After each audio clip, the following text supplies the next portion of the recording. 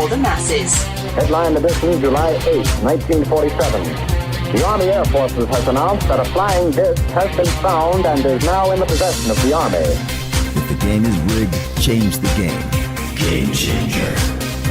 I occasionally think how quickly our differences worldwide would vanish if we were facing an alien threat from outside this world.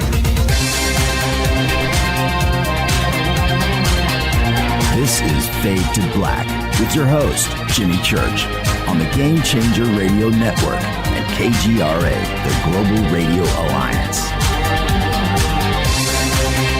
I need your help to get to the year 1985. You're listening to Fade to Black with Jimmy Church on the Game Changer Network.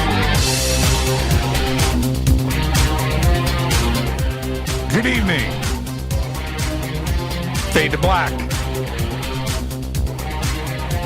Bespoke Radio for the masses. How are you doing? Today is Tuesday, January 14th, 2020. 14 days into the new year, only 352 days left.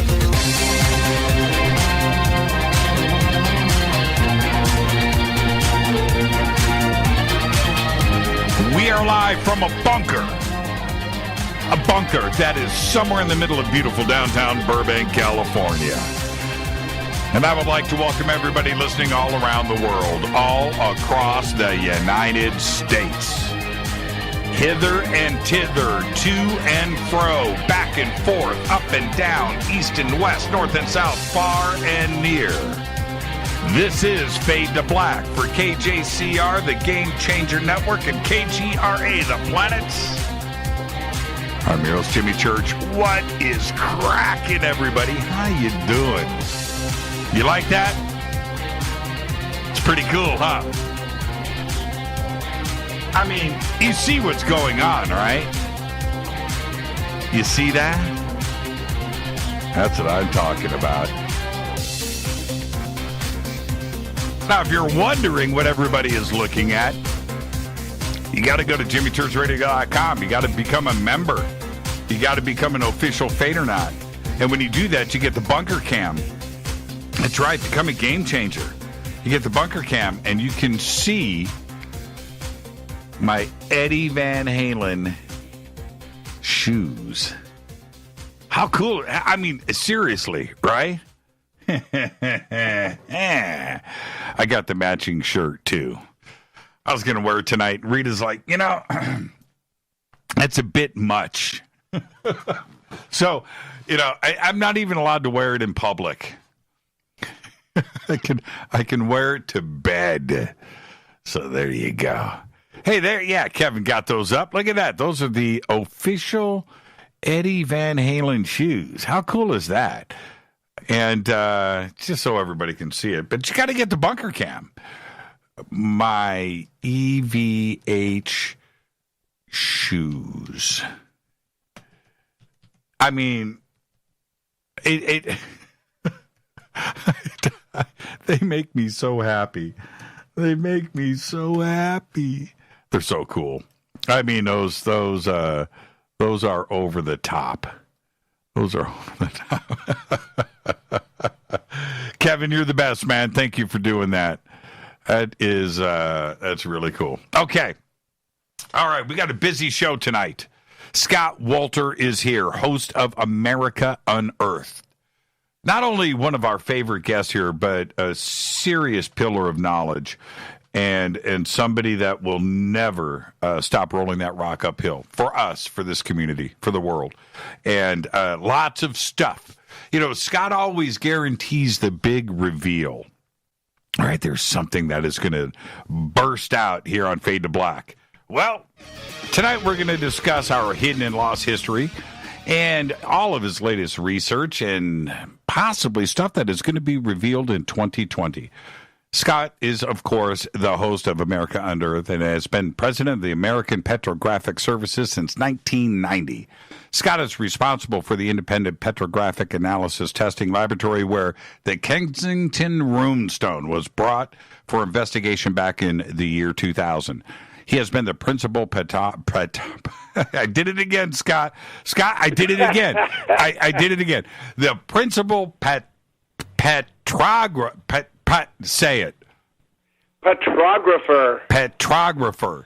You made that word up. It's a made-up word. In more than 5,000 investigations throughout the United States, Canada, and Puerto Rico, including the evaluation of fire-damaged concrete at the Pentagon following the attacks of September 11, 2001. His websites are thehookedx.com and scottwolteranswers.blogspot, and the links are over at Jimmy Church Radio. Welcome back, Scott. How are you? I'm doing great, Jimmy. It's always good to sit down and chat with you, and I think we're going to have a good time, as we always do tonight. Yeah, we do, and our next event is coming up February 7th through the 10th, 2020, right here in Los Angeles at the LAX Hilton, and of course I'm talking about the Conscious Life Expo, and you're going west, young man. You're going to come out and join us. It's going to be a great event, and on Friday night, for the keynote event on Friday, our Ancient Secrets panel, you're going to be one of the featured panelists. And get ready, man. Hollywood is waiting for Scott Wolter. Well, Scott Wolter is going to be ready. And to be honest with you, I'm really excited about this. I know there's going to be a lot of really great people there. It's going to be fun. And we're going to drop some bombs, some historical bombs, with the new research that we're working on. And I have to tell you, it seems like the last couple of years, things have been coming fast and furious at almost a breakneck pace. But it's just amazing stuff, and it just keeps getting better. But the bottom line is that the story that we have been working on about pre-Columbian Templars coming to America for centuries prior to Chris, who did not set foot on the continent, but they were coming here for centuries, and eventually they handed off the obligation to our founding fathers, who we don't know everything that we thought we did about those guys either, but they handed the obligation on to them, and they finished the job, and we're living in it right here. Well, before we get started, we've got so much to talk about tonight, but I don't want to let this get away from me. What happened to your Vikings? What happened? Wow, I know that really hurts. I know it doesn't. It does not, man. You guys had a great season, but what happened? Well, we did, and I'm a season ticket holder, so I'm at every home game, and I've been a long-suffering Viking fan. And believe it or not, for those that are old enough to remember, a good friend of mine is Bud Grant. I was just over at his house a couple of days ago. Holy crap. And I've talked with him about the Vikings over the years, and of course, it's been an exercise in frustration, so we kind of expect them to break our hearts, although one of these years. But this year, Jim, to be honest with you, one of the things that we just don't have is a reliable offensive line. We've got great receivers. We've got a fabulous running back. And, a lot of people want to pick on Kirk Cousins, but he's a very accurate passer when he has time. And, that, quite frankly, was one of the biggest issues we have. I mean, I don't care how great you are, Tom Brady, Mahomes, any of the great quarterbacks. If you don't give them time, they're not going to do anything. So I think we need to work on our offensive line. We need to work on our secondary. We had some really bright moments, but we're just not good enough. San Francisco's a great team. I think Kansas City's going to be in the Super Bowl with the Giants, or with the 49ers, and I think the Niners will probably win it. It's hard for me to say, but I think they will. Green Bay looked pretty solid. I mean... You know what? I have to tell you, I think Green Bay was the most fraudulent 13-3 team I've ever seen. Look, they're good. Don't get me wrong, and Rodgers is an amazing quarterback, but I think they'll get slaughtered by the 49ers. Yeah, it's not to, because I used to do a sports show, and I don't do that anymore. But it was a pretty interesting weekend of playoffs, and I watched all four games. As did I. Yeah, I watched all 4, and the way I look, you don't get there. You don't get there if you don't have a good team. The NFL is absolutely rough. But I really thought I was watching. I honestly thought that the Seahawks were going to pull that one out. Well, you know what? They shouldn't have punted that last time they had the ball. They had 4th down, and you got to go for it, man. They only had like two minutes, something like that. There was no question. Once you give Rodgers the ball, you're probably not going to get it back. So no. You got to take your chances. I thought that was a dumb call. There was look, Pete Carroll. We need to move on, but I'll say this. We'll say. Just let me say this. You don't punt it away. That's it. The season is on the line. That's it. It's over. If you don't make it, you don't make it. But you tried. So there you go. And I wanted to say this before we move on. Some of my fondest memories of all of the NFL, Fran Tarkington. That's it. Okay, let's move on. Okay. Yep. All right, let's move on. We talked about Fran the other day. Bud told me a really good story about him, but I can't tell you because we're moving on. So anyway, going on. Let's move on. So much to talk about. But this, when it comes to Scott Wolter, does the research come to you and then you go, or are you out there seeking the research and follow it? What happens first? How does it work in your world? Well, that's a really great question, and the answer is both. Sometimes, well, I'll give you an example. Just a couple of weeks ago, somebody called me with something that was fantastic. And I don't want to go into the details about this because it is related to the Templar research, but it's also related to other research. I will tell you this. It's related to the Knights of the Golden Circle. And anyway, I got a call from a guy, and his story was so compelling, and his photographs were so interesting to me that collectively he was able to talk me into jumping into my car and driving 9 hours and meeting up with him and spending a day and a half with him, and it was amazing. That's all I'm going to say. And that story is still developing, and I can't say much more than that right now, but it could be one of the biggest things I've ever worked on, if it pans out. And that's all I can say about that. But then there's other times when I'm doing research that is connected to whatever, and I just compel myself and say, look, because of this, this, and this, I got to go. The best example I can give you is when I was initially working on the Kensington Runestone. I did my geological work. I produced my findings. I got criticized and attacked. Then I figured out that the first state geologist of Minnesota, Newton Winchell, had also done the same study that I did, or actually I did the same study that he did, and we both came to the same conclusion. He did his 90 years before me. I knew at that point that the stone was real, and therefore everything in that inscription had to be real, and that somebody carved it. They came from some place for some reason.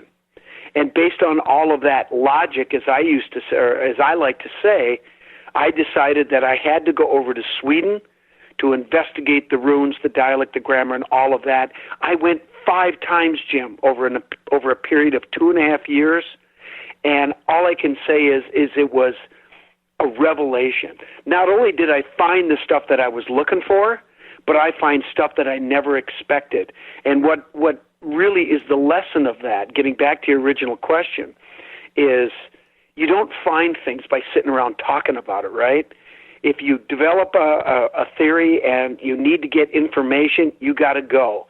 And I find that when I do go, I usually find something even greater than I was hoping for. And so it's both. So it's a series. It's a series of breadcrumbs, right? Yeah. And they constantly lay themselves out. And one would suggest that this is your life's mission. The universe knows this, and the synchronicities are laid out for you because of what you are working on. You know, what you're saying is more prophetic than you realize. And I've come to that realization, and I got to tell you, I'm a science guy, right? Hard evidence, facts, logic, everything has to fit, blah, blah, blah, all that stuff. But as I've gotten older and as I've really delved into this arena more and more, I've come to learn that there are certain things that are going on that don't necessarily follow the laws of logic and scientific method. There's this intuitive, spiritual aspect to this stuff that, to be quite frank with you, I have never explored in my life prior to this, but I have been forced to. And at first it was really uncomfortable for me because it was so foreign, but I'm getting more comfortable with it now, and I got to say, I think it's helping, and if it is, why would I not be open to it? When we talk about the history of this continent, and that includes Canada, the United States, and Central and South America, this entire hemisphere. When we talk about that, it languished out there forever. You have the Bering Strait, and you have the ancient civilizations that started to populate here. But by and large, for the civilizations and cultures that were deep into the Mediterranean or Spain and Portugal and the United Kingdom, this was the big mystery, right? This is what was over that horizon. And I'm talking about the year 1000, right? What is over the oceans? But lately, there's been a lot of chatter about the Azores and the possibility of not only pre-Columbian, but pre-everything, and possibly Roman visitation to the Azores when that type of ship, historically speaking, didn't exist. What do you think about that, and are you interested to maybe visit the islands and see what's going on? Well, I'd be interested in visiting any islands that have potential history to be uncovered. I mean, absolutely. And I think what's happening here, and it's coming at a rapid pace, is we're finding more evidence and more information that is consistent with what we've been saying for a long time, that many cultures from all around the continent were exploring much further than we ever thought they did. And I'm not at all surprised by that. And I think that it's silly for people to try to put constraints on people and on human cultures because, just when doesn't this happen all the time? Just when you think a team is down and they have no chance, they rise up and they beat you. And when you put down people and you say they can't do something, that just motivates them to do it and exceed beyond what you thought they could do. So I'm not surprised by any of this at all. I would love to go and document as much as I can, but to say that I was surprised, I'm really not. The other part of this, which is not aliens, but the other big A, which tends to surface in this type of research, is Atlantis. And but when we're looking at like the Azores or the possibility, it's called Atlantis for a reason. And outside of the Straits of Gibraltar, according to Plato, that something could have been out there. The sea levels and everything have changed over the years, but there is that part of it. But it's one thing to talk about the hooked X if you're on the fringe side of history, but you start to get into Atlantis and dropping the big A, that's when the controversies really start to surface. Are you willing to go there? Well, yeah. The answer is hell yes. I mean, first off, let's take a step back and what is Atlantis, right? Well, some people think it's a place. I don't think it's a place. I think it's a culture, a highly intelligent culture that existed before the so-called flood. Well, what is the flood that we're talking about? The flood is a worldwide, universal story that all cultures have going back thousands of years, that quite simply is just the melting of the continental ice sheets that we know happened geologically. My God, I studied glacial quaternary geology in college. I know all about this.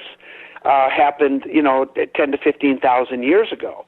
And we also know that something catastrophic happened. Some major worldwide event happened during about 12,500 years ago that has been now called the Younger Dryas period. Mm-hmm. Now, there's a couple of competing theories about what that catastrophic event might have been. People like Graham Hancock adhere to a large meteorite or comet impact that hit the northern hemisphere and triggered the massive disintegration of the ice sheets. People like Robert Schoch, who's a geologist who I highly respect, and I respect Graham too as well, but he thinks there were massive solar flares that caused lightning strikes on the Earth that produced vitrified glass all around the world at the same time, and that would have triggered this massive ice sheet. And I think they've had some competing theories, but the other thing I said to both of them is, why can't both be true? And Randall Carlson has also done a lot of really good work. He's a brilliant guy. But the point is, something happened. It caused the ice sheets to melt. This triggered a rapid rise in sea level of up to 300 to 400 feet. And if you stop and think about it, computer models raising sea level 300 to 400 feet is going to displace cultures all around the world, because most people in ancient times would live on the coastlines because that's where the food is. And you can imagine every one of those cultures is going to document this event and I think what we're talking about is this mythological flood story that they all experienced. But it makes perfect sense to me. And so who was displaced? Well, I think it was this culture that was interacting globally a lot more than anybody realized, to the point where they were really a worldwide, highly advanced culture that we have now labeled as the Atlanteans.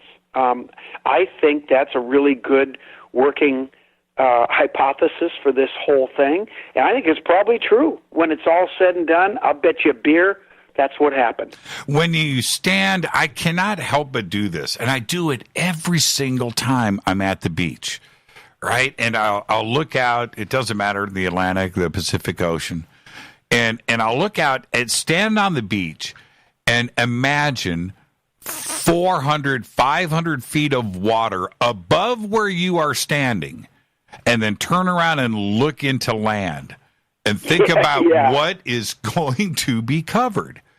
And I do it all the time. Everything, just about with the naked eye, right? Everything. Yes. So now, Jim, do this. You're standing at that same spot, right?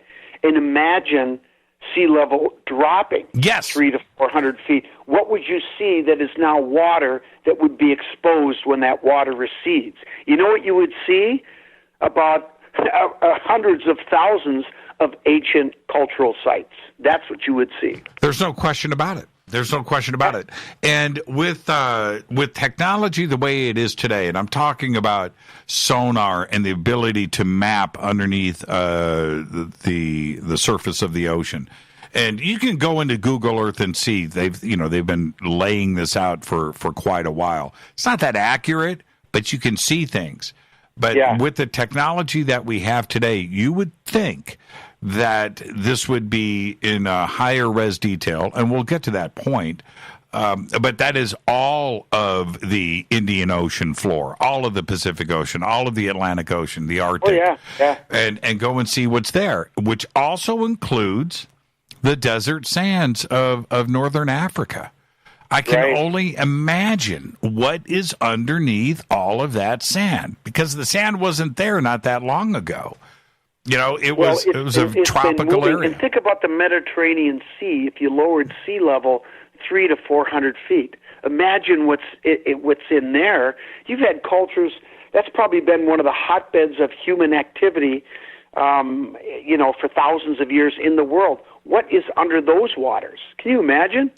And that's why this is, for me, one of the most exciting times to not only have the ability to host a show like this, but to have researchers out there like yourself, like Graham, like Randall, and Robert Schoch, going out there, Robert,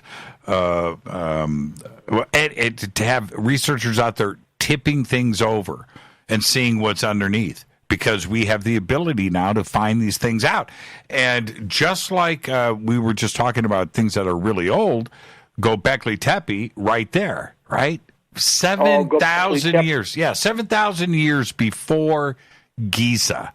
And now, a few dozen miles away from Göbekli Tepe, there's Bonkuklu Tara, which is older than Göbekli Tepe, when Göbekli Tepe wasn't supposed to exist, right? And we're finding out more and more every single day. I think this is truly the most exciting time in history's lost history. Well, I say the same thing all the time. You know, a lot of people look back and say, oh, well, all the cool things have been discovered. There's nothing left to discover. BS. This is the most exciting time to be alive. There's so much being uncovered, in part, as you said, to new technology. And, you know, I wanted to make a point about the new technology, too. I think we all have heard and realized that, you know, the military stuff that we see, today that we're knowledgeable about is actually old technology. I mean, the stuff that we're seeing today actually was new technology in the military, 15, 20 years ago. So what are they using now that we're not going to hear about for another 10 to 15, 20 years, right? And thinking about the technologies, looking under the ocean, Google Earth, and how it's pretty damn good right now. But imagine the technology that does exist right now that we just don't have access to yet. What about Antarctica? Oh my God! You know what? Just last night I had somebody send me it was a satellite photograph, and he said, "Look, the ice caps are melting away, and here's the face of an alien." And I looked at it, and sure as hell, it looked just like an alien face. And then I zoomed in on detail, and actually, what it was is the way that the snow had piled up in the mountains there. I mean, it was very convincing looking face, but it wasn't the bedrock. It wasn't the melting snow. It actually was the snow. But, you know, that being said, not just in Antarctica, but what about Greenland? I mean, there's all kinds of things being exposed mineral-wise. There's some meteorite impacts that have been exposed since the ice has been melting away in Greenland. I mean, can you imagine what they're going to find down in Antarctica if, you know, global warming continues the way it is? And assuming we survive it, there's going to be all kinds of things found. Is it possible, we're going to be headed towards a break here in 3 minutes, is it possible with the plate shifts and the continental shifting, the plate tectonics, is it possible that Antarctica was in a different place? That maybe that could even be Atlantis, that it moved to where it was from a more tropical area, like, you know, where Australia sits today. Right. Well, I guess, to answer your, excuse me, I'm getting over a cold, so if I start, hacking, that's what it is. Well, first off, do the continents shift due to plate tectonics? Well, the answer is absolutely. The problem with that is that it takes a long time. And, if you believe in the current models of, evolution and the development of plants and animals and humans, when Antarctica was connected to the other continents, humans hadn't evolved yet. We didn't exist yet. Now, that's going with the current science as we understand it. I happen to adhere to that. I don't know if anything's going to change that, but I'm not going to put my anchor down in stone with that idea, because you never know, new science may reveal something else. But based on what we know now, that really doesn't make sense. But that doesn't mean that there couldn't have been people living there in the past. It just seems to me that there were other places on the continent, and if these Atlanteans, if you will, were as intelligent as we think, they probably would have found somewhere a little more habitable to hang out. You know what I mean? Well, if the melt continues like it is, and we know that they have found signs of tropical growth in Antarctica. There's plenty of leaves and trees and things that have been found on there. Yep. But if they found evidence of like a campfire, if they found evidence of a Göbekli Tepe down there, would they release that? Would they speak about that, an ancient civilization that predated everything? Or would they keep that hidden? Well, the correct answer is ethically they should absolutely release it. But that doesn't mean that they will, right? I mean, the whole idea of extraterrestrials and aliens and all of that is something that now they're starting to talk about. And if they're starting to talk about it now, that means they've known for a long time. And let's just assume that is true. And I think the preponderance of evidence is starting to go in that direction. Why did they keep it from us for so long? So you have to really go down that road and say, what would be the reason? Was it to protect people from themselves, that we would all panic and there'd be anarchy in the streets? Well, you know what I believe is that when there's bad news about something, no matter how bad it is, I mean, people react strongly and emotionally, and it's difficult depending on what that news is. But after a while, you pull up your bootstraps, you suck it up, and you have to keep moving, right? And I think people might be shocked at first, but they would settle in pretty quick and get on with life. So I don't think they have to protect us from anything. Just give us the truth and let us handle it. But that doesn't mean that they will. Our guest tonight is Scott Wolter, America Unearthed. I am your host, Jimmy Church. We'll be right back after this short break on the Game Changer Network and KGRA, The Planet. You can follow me on Twitter at JChurchRadio. You can follow Scott at Real Scott Wolter. We'll be right back. Stay with us.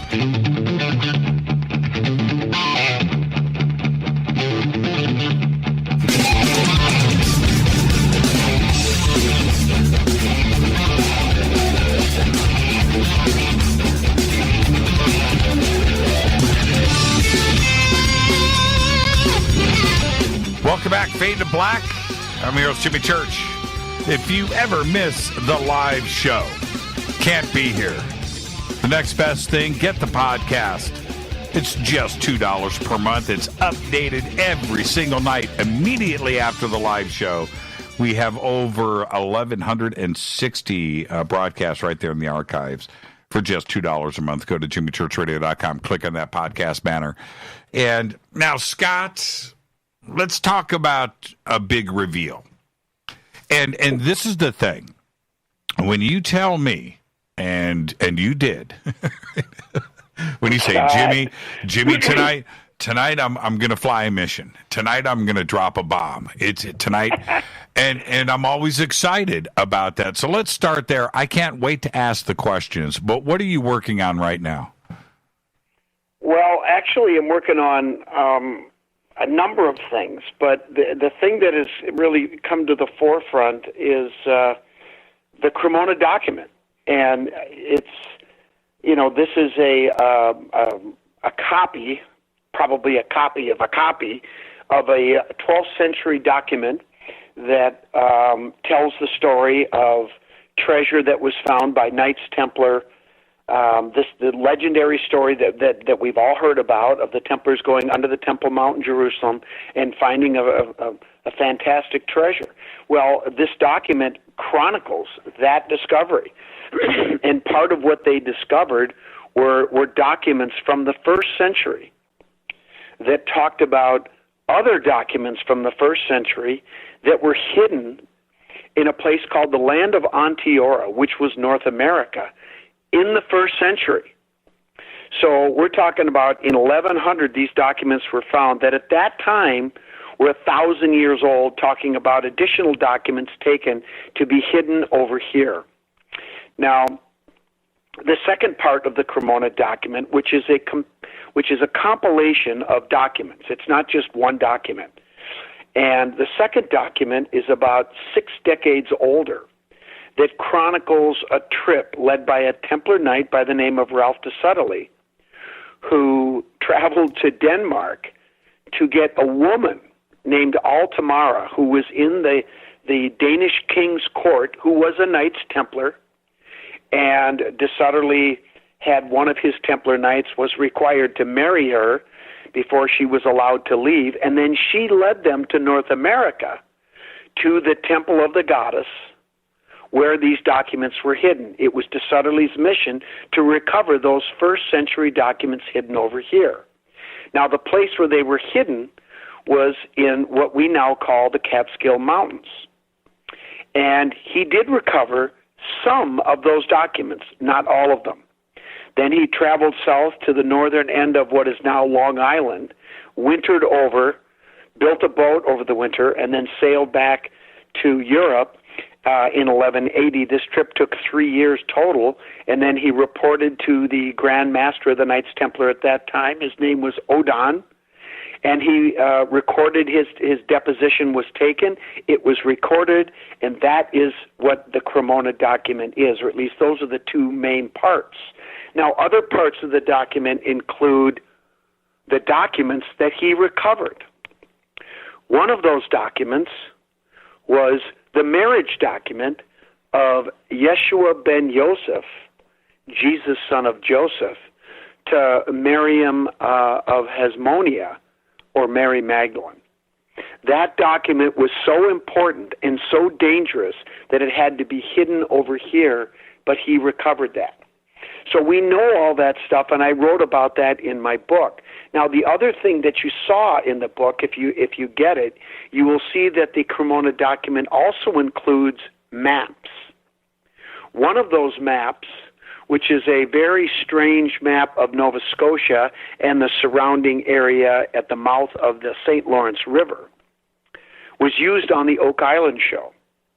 Now, they didn't really play it up too long because the fact of the matter is Oak Island has nothing to do with the Cremona document story. But it's a cool map, and it's one of the 4 maps. Now, one of the things that was really puzzling for a long time about these maps, and these maps didn't come to my attention until about 5 or 6 years ago through my good friend Don Rue, who was the guy who was the best friend of a colleague in an organization that he worked for who bought the Cremona document back in 1971. And he vetted it for several years and convinced himself by finding one of the shipwrecks and finding the tomb of Altamara that this story was true. And then he was going to write a book about it.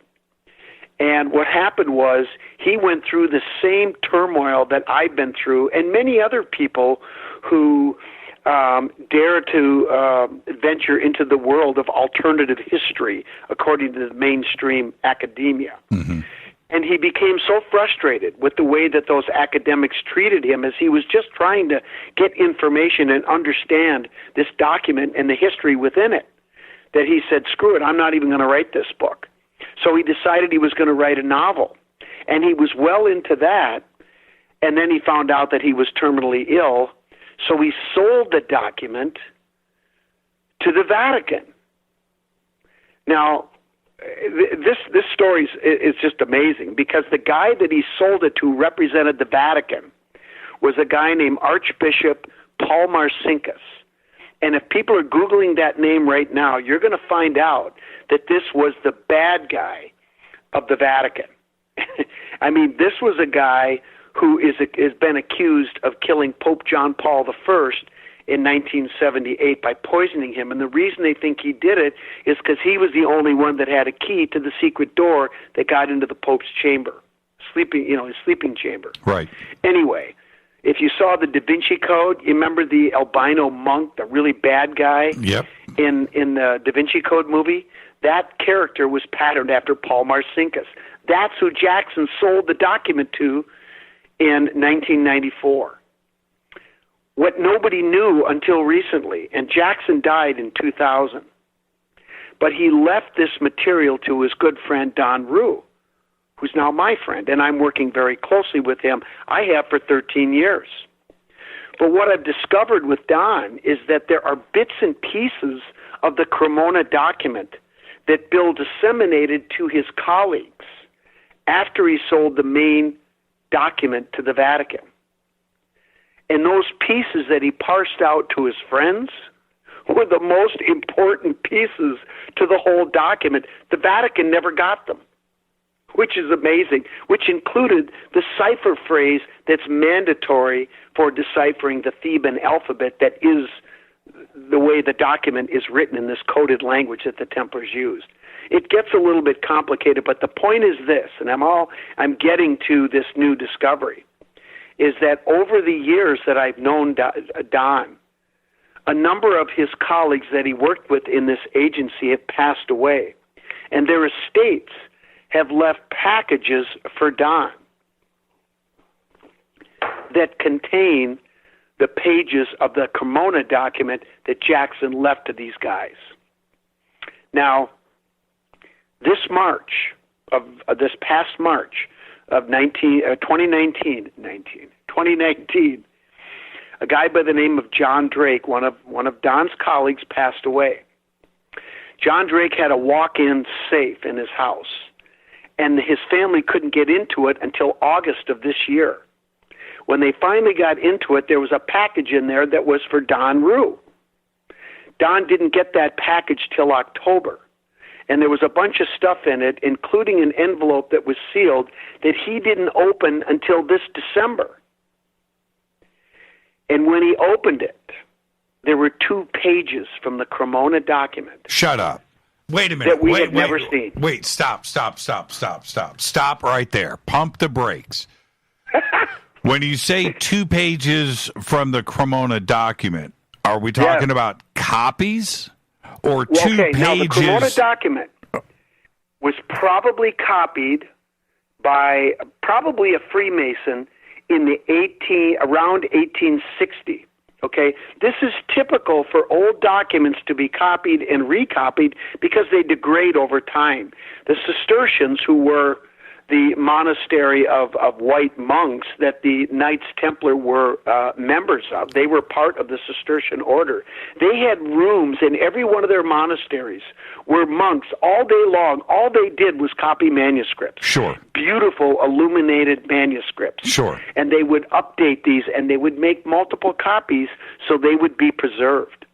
And this Cremona document is one of those secret documents that chronicles Templar voyages to America that the world has never seen until now. And it's freaking amazing what's in here. Okay. But these 2 pages, yes, we just got. Okay. And I've spent the last month deciphering them along with Don, and I think we now have it figured out. Okay, we're going to come back to that in a second. The original Cremona document, I know I've asked you this before, but just for clarification for the audience, does it exist today? Is it at the Vatican? Who's got the original Cremona document? To be quite frank with you, I think the original Cremona document that was written down in the 12th century is probably degraded and gone, or it's preserved somewhere in a secret archive, most likely the Vatican. Right. But the honest answer is I don't know. It could be in a monastery someplace. We know this copy of the Cremona document that Bill Jackson bought in 1971 was in Cremona, Italy for a long time in a monastery there. That's why we call it the Cremona document. Right. Okay, so let's go back. Okay, so now in December, envelope, Jackson, you guys, you open it, you've been deciphering it and translating it. Right. Where are we at? What have you found out? So let me back up for a sec, because how I got the document is almost as good as what's in the document.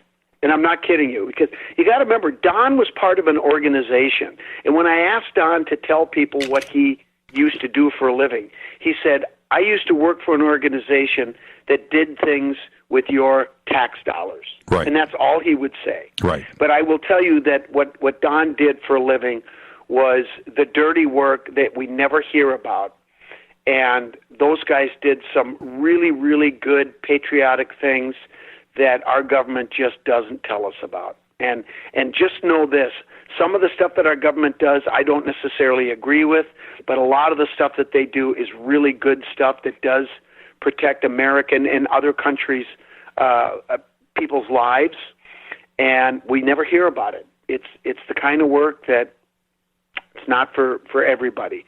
So that's the world that they dwelled in. And because of that world that they dwelled in, that's how Jackson was able to get access to this document.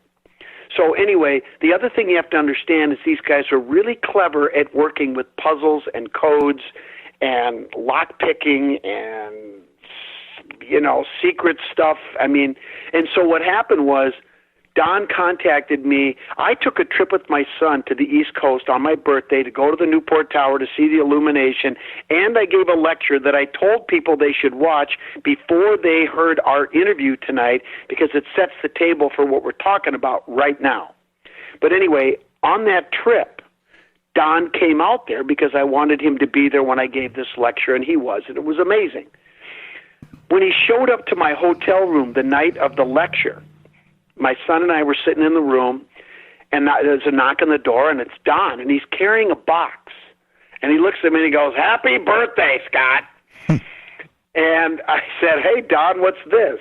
And I brought the box in the room, and I opened it up, and it was a wooden box that he had made for me. It was a birthday present.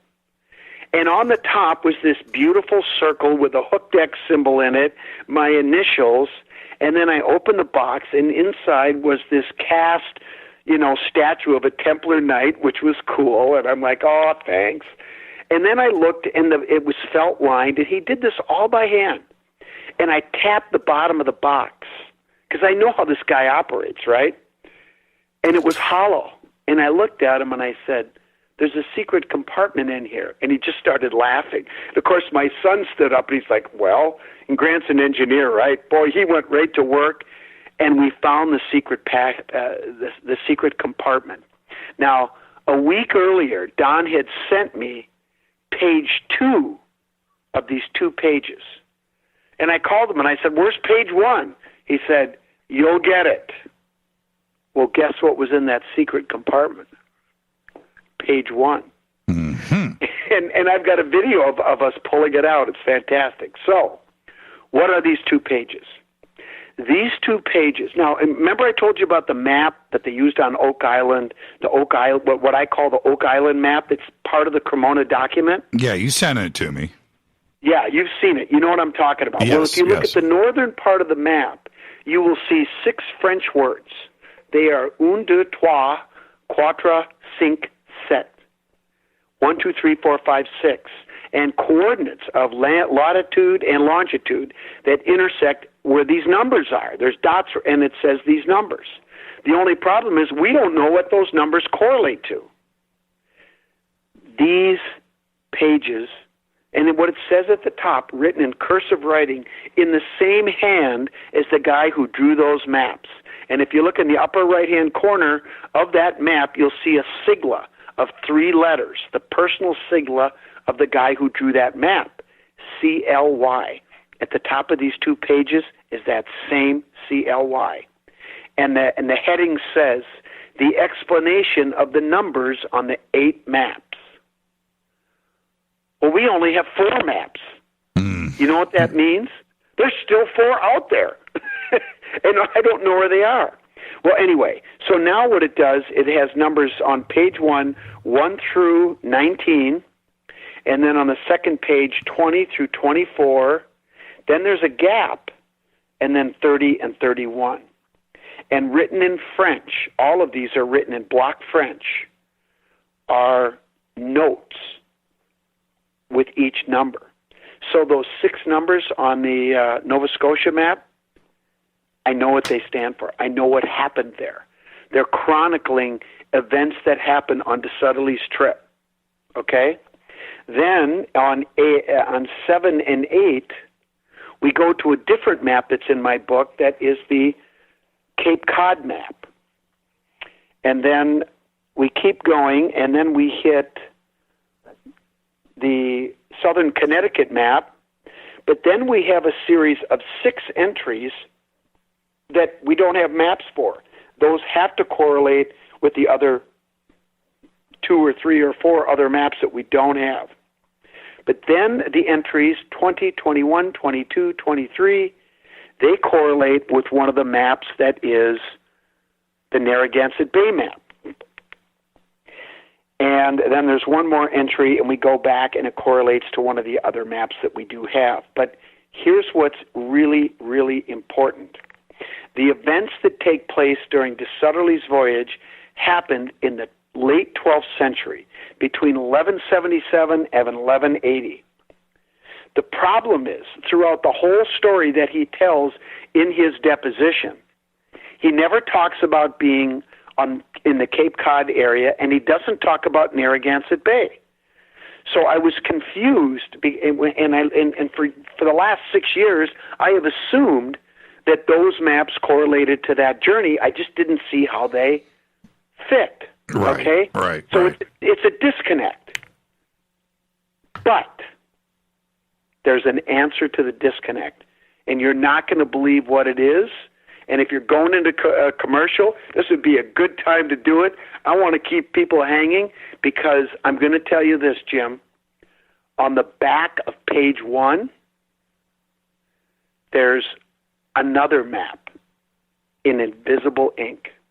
Okay, so when we're talking about, we all love treasure maps, right? Right. We all love them. But in as you're piecing this together and you're looking at this, what do you think ultimately that these maps indicate?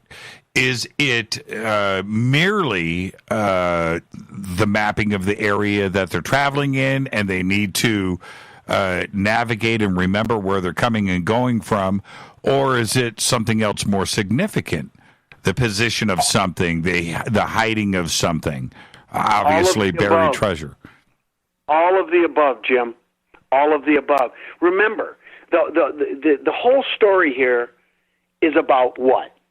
They wanted to establish a new Jerusalem. In some cases, they call it a free Templar state, a place where they didn't have to worry about the monarchs of Europe and their corrupt ways, right? They didn't have to worry about the Roman Catholic Church and its persecution and how the two worked in consort with each other, legitimizing each other and promoting the corruption that each would commit against the people. And who suffered from that persecution? For God's sakes, the poster child for persecution by the church and the monarchs of Europe are the Knights Templar Order. They were the ones that were the biggest threat to them. But what they didn't realize, and what we're now just starting to realize, is they had a grand plan for hundreds of years to establish a new sanctuary over here. And so what these records are, that this Cremona document is, and other things that we have yet to share with you, I can't share yet, these are the secret documents that the Templars kept and the Cistercians preserved that tell of that entire mission. And just like you said, what else is preserved in here besides the mapping? Well, of course they mapped the coastlines and the inland areas, and they got to know this land extensively. I mean, they had to know about, where to navigate, where to go, where the resources were, and more importantly, probably than anything, is the people that were here, the indigenous people that were here, that they absolutely interacted with and formed a strategic alliance with. Because there's no way that anybody is going to operate on this continent without the support and the cooperation of the indigenous people. It's just not going to happen. And that is what these records tell us. And it's an amazing story. It's an incredible story. It's the real story about the history of the founding of this nation. And part of what I'm trying to do here, Jim, is educate people with documents, science, and facts about the real history of what happened here. And probably now more than ever, the people of this country need to understand what the origins of this country truly are and were. And so that, I feel, is what this mission is all about. And I'm having so much damn fun, I can't stand it. People actually pay me to do this. It's amazing. Well, Scott, the only thing that we can come away from, and, we're talking about 1180, right? 12th century, 1180. Yeah. That the travel across the Atlantic or around the world was easy. This was something that was not a big deal. I don't see stress here, right? I see. Let's go. Hold on a sec, Jim. On one hand, you're right, but on the other hand, you're not. Make no mistake. It was dangerous business, okay? And we see that in these documents. They lost ships, they lost men all the time. I mean, those first three numbers, 1, 2, 3, on these comments here, they talk about a shipwreck. De Sutterly lost one of his ships, and they scuttled it. But it didn't deter, right? And when they, when they were over in Scotland, right? They're over in the United Kingdom. And they're like, okay, well, you know what? We gotta go over to America. And we're talking about in 1100, where this was something that they jumped on a ship and went and did. They weren't concerned about where they were going to because they knew where they were going to. It wasn't about discovery. 100%. And that's 100%. My point. And remember, they had been doing it for thousands of years before that. That's right. De Sutterly is going over to recover documents that were brought over here in the first century. Years earlier. That's right. They had already done this. That's right. So this is 1,000 years later that they're making these trips. And again, it was not easy. It was dangerous, and they lost lives. But in a way, the mindset back then was something, akin to if you're on a football team, and you're playing big boy football or rugby or hockey or anything else. I mean, you can go down, right? You can blow out a knee, you can blow out a shoulder, you can get a concussion. This is collateral damage as part of the game. I'm not saying it's a good thing, but it's just part of the deal. But for them, part of the deal was they could lose ships, they could lose lives, they could lose everybody. But it was worth it to them, and they understood that. They realized the dangers, but they did it anyway. And it's incredible. It's something that I just don't think people comprehend today, except for the people that serve in our military, right? Because one of the things that could happen when you sign up, you might not come home. Yeah, so you the might ultimate come sacrifice. Home with all your limbs, right? This is Fade to Black. Our guest tonight, Scott Wolter. I'm your host, Jimmy Church. We'll be right back after this short break. Stay with us.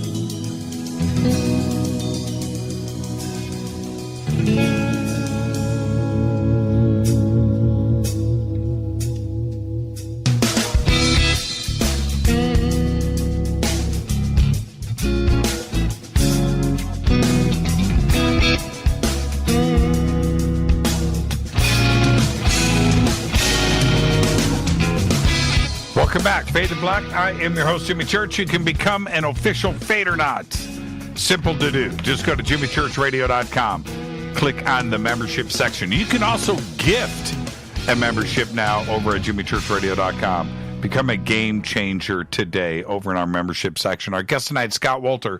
And now, Scott, right before the break, you were teasing about big reveal number 2 when it comes to these 2 pages. Yes, I did. And, I'm just looking at, I've got printed out copies of a PowerPoint that I put together. It was the way I studied this thing and tried to understand all the comments and everything. And then when I got home from my trip, it was like the 23rd or something, a couple days before Christmas, Don sent me an email, and he said, there's a map on the back of page 1. I said, what are you talking about? And he sent me a photograph, and sure enough, and really this map on the back is the key, is a huge piece to this puzzle of the Cremona document. And I just need to back up and tell you that, there are some other things, other pages that are part of this document that have secret maps on them. And I haven't really said much about them, and I didn't write about them too much. I wrote about one of them in my latest book because it was germane to the story that we tell. But there's a couple of other letters that have secret maps that were brought out with lemon juice and heat. In other words, if you put lemon juice on them, the ink that they use reacted with the lemon juice and would be brought out, and then you would be able to fixate it and get it to stay for a while with like a hairdryer or something, right? Mm-hmm. Well, unfortunately, one of these maps, they did this with. Now, this was back in the 70s, and they were taking pictures. And when the letters would come out and the lines would come out on this map, they took pictures. But the problem was they had the heater too close, and it ignited, and the thing caught fire and burned up. So that one's gone, but we do have the photographs, and one of the pictures shows it literally on fire. I mean, it's unbelievable, and I'm like, no! But it happened like almost 50 years ago. You know, it's back in the early 70s. But in any case, there are other ways of creating invisible maps, if you will. And the one that is on this particular page didn't react to the lemon juice and heat, but it did react to black light. So Don's picture was of the black light image of what was on the back side. And what I could see were Theban characters and a map of a place, and I can't tell you the place. Oh, yeah, you can. Where is it? I can. I love you. I love you. Where is it? And you're really good at getting stuff out of me, but I'm going to stand firm. I got to draw the line with you this time, I'm brother. not asking. I love you to death, but I can't do it. I know. I'm not asking for Google Earth coordinates so we can swarm the site. But where is it? It's in North America on the East Coast. That I will tell you. So okay? It could be anywhere from Florida to Maine.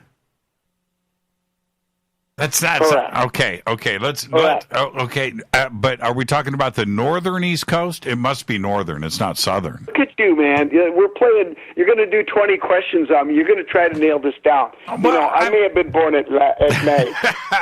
Okay, so we know it's in the Northeast. It is in the Northeast. I'll tell you that. Okay. Okay. Now, but let me just tell you what it says. Okay. And let me tell you what the revelation is. Okay. But is it on the coast or is it inland? Well, an island isn't on. Oh, it's an island in the Northeast. That? Okay. Did I say that? Yeah, you did. Okay, so it's an island, but it's not Oak Island, of course. No. Hell no. Okay. God, don't go there. Okay. Anyway, no, absolutely not. No, we're done talking about that. Now, let's talk about the first two lines that are written in Theban script. And I actually kind of know the Theban alphabet pretty good by now. And all of these are a one-to-one letter substitution. So I did my best with this picture, but I couldn't do it as well. Don has the actual document. I have not seen this back side of the page yet. I've seen the front page, but we didn't know about the map until after he went back home. Right. So I never saw it. I didn't even look at it. I didn't even think there would be something on the back side. Well, when you look at the... We won't make that mistake again. Sure. And when you look at the map, does it feel accurate to you? Yep. It feels accurate, so it's not I look at this map, I know exactly where this is. So it's not like Long Island, where it's not really an island. We're talking about an island that is an actual island. Long Island technically is an island. I mean, technically it is, but it's a huge tract of land. No, it's not that big. So it's not Long Island. No. Exactly. So it's got to be a and little. I'm not saying, having said that, it doesn't mean it couldn't be one of the islands on the northern end of Long Island, because there's a bunch of islands up there. Right. So we know it's north of Long Island then. Okay. We do? Yeah, we do. We're getting close. Okay. We're getting close. We're zeroing. Stop it now. Right. Okay. So, you want to know what it says, or you want to screw around some more? I actually do want to know what it says. Okay, here we go. You ready? Yes. So the first two lines say this: the place where we deposit the treasure of the poor knights of Christ. Say that again? The place where we deposit the treasure of the poor knights of Christ. Okay. Now, what's interesting about this is apparently what they called themselves. They didn't call themselves the Templars. Right. Now, in other documents, they call themselves the Templary. But in this case, they call them, it's almost like a formal name, Poor Knights of Christ. That in itself is really a big deal. Well, okay. Can we stop there for a second? Yeah. There are, when we look at that style of titling, it reminds me of, what was going on in Malta or Portugal or even India, right? Different branches of the Knights Templar around the world. Is that what we're dealing with? Well, I think so. I think that's a really good point that you make, that, depending on where you were in Europe or in the Mediterranean region, right? Factions of what are the same order called themselves something slightly different. Like in Portugal, they were the Order of Christ. That's right. Right? Right. And so they had slightly different ways that, things that they would call themselves. And I really haven't looked into that in any detail. Now, let me just back up for just a second so you understand, because some people are going, it says the place where you deposit the treasure, the Theban translated into French, and then it was translated into English. So this would be a modern vernacular of the French that was probably 1850s, 1860s. Okay, so for the academics out there that are turning their nose up to this, no, this isn't one-to-one into English. This is into 19th century French and then into modern English. Okay, so just so everybody understands, this is what it says after we do all those translations. Make sense? It does. It does. And okay, so where are you going with this now? I'm talking about the Knights. Okay, well, let's get to that. But the Knights of Christ. Now, don't get mad at me. There's two more things that are on this back side of secret information. Besides the map I can't tell you about. There is also some information on the bottom that gives us location information. Obviously, I can't tell you that. But there's something else on here that is probably the most important thing that helps put all of this into context finally for me. And you'll understand what I'm talking about when I tell you. Remember I said we know we have 4 maps, apparently of 8, and we don't have 4 others. 2 of the 4 maps that we have, absolutely, and the comments that are on these 2 pages are directly related to the voyage of Ralph de Sutterly and what he did here at the temple, and then, how he got out of here. No question about it. The other 2 maps don't correlate at all with that story. He doesn't go anywhere near those places. He doesn't talk about them. What the hell are they doing here? That was my question. So for a long time, I assumed, because the date on the one map is 1179, that those other 2 maps must correlate with the other 2, right? So they all have to be from that time period. Well, guess what? You know what the date is on this secret map here? Do you know how to do Roman numbers? Yep. Okay, so you know what, Jim? Every time you and I get together, you're always asking me the questions. Now I'm going to put one to you. You're going to do the work here for us, okay? Okay, I'll try. Write this down, and you tell me the year, okay? Okay. You ready? Yep. M, C, C, C, L, X, V, 1, 1, 1. What year is that?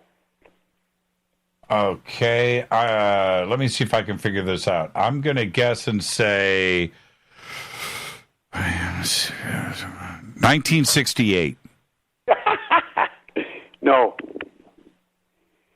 You're off by 600 years. Okay. M is 1,000. MCM. C is 100. Right. L is 50.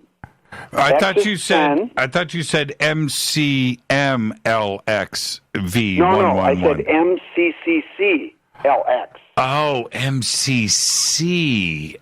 Oh, okay, sorry about that. Okay, hold on for a second. So it's MCCCLX V111. 111. Okay. Okay, I am going to say 111's got to be an 8. 1368. Boom, you got it.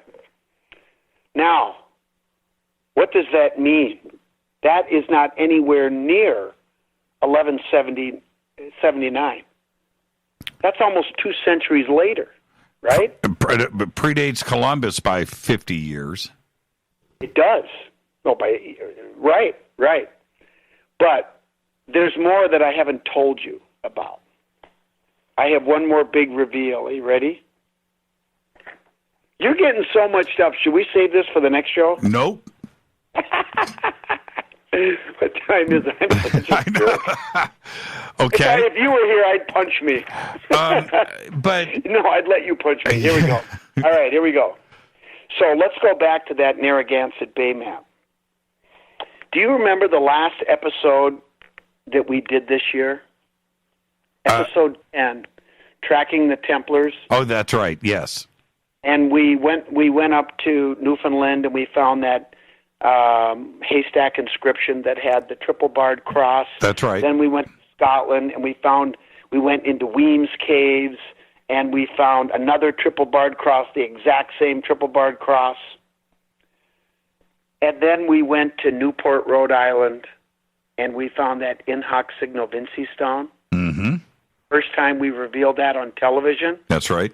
The 2-to-1 ratio, right? The block Latin that said in hoc, which happens to be the battle cry of the Knights Templar. That's right. Okay. Do you have a copy of my book handy? Not here. Okay. Well, when you go home, I want you to look at the Narragansett Bay map. And there's 2 horizontal lines at the southern part of the map. And on it, it says vingt un, vingt deux, vingt trois.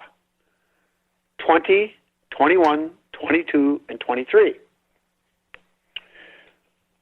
20, the comment in the new page that we just got says, the storm pushes the boat to land among many islands. This is dangerous. Again, this is English translated from French, okay? 1800s era French. This is the translation. Don and I each did our own translations, and we pulled them together, and this is what we got, okay? That's 20, and that's, if you look at this map, there's small islands all through Narragansett Bay. 21, that point right there. You'll see it on the map. It says shoals here, 3 fathoms. You know where that dot is? Exactly where on that shore is the in hoc signo vinci stone. Really? I crap you not. I'm telling you right now.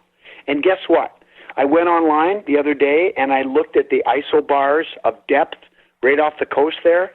And you know what the first isobar is? 17.7 feet. You know what that is? 3 fathoms. What is the closest city to that shoal? Newport, Rhode Island. Newport. So the string of is it Gardner's Island? No, it's on Aqueduct Island. It's on the Big Island. No, right? I'm talking about the secret map. Oh, I can neither confirm nor deny. So it's, because you have Robbins Island. Tap once if it's yes. Tap 2 if it's no. Robbins Island. Stop it. You have Stop it. You have Warner Islands. You have Pattersquash Island. I can't give it up, Jim. Come on. I mean, come on. Would you give it up? Ah, man. This is fun though. It's fun. I think it's Gardner's Island. I haven't gotten to the best one yet. I think it's Gardner's Island. Okay, so what about 22 and 23? Okay, 22. And 22 is a sacred number. Okay? Now I just indulge me for a second, if you will, because 22 is such an important entry. and think about it in context with the date that we just came up with, okay? I will just say this. What this is about, where this dot is for 22, is exactly where the Newport Tower is, okay? So when I saw this prior to a few days ago when I got this final translation, when Don and I settled on the translation, right, the problem that I've had is that dot being where the Newport Tower is doesn't make any sense in the Cremona document because it's the end of the 12th century. And for 15 years now, I've been saying, for good reason, that the tower was probably built around 1400. This is a problem. This map is a problem because it means I'm wrong by over 200 years. But guess what? What? I was wrong. Because I assumed that this map was contemporaneous with the other maps, and it's not.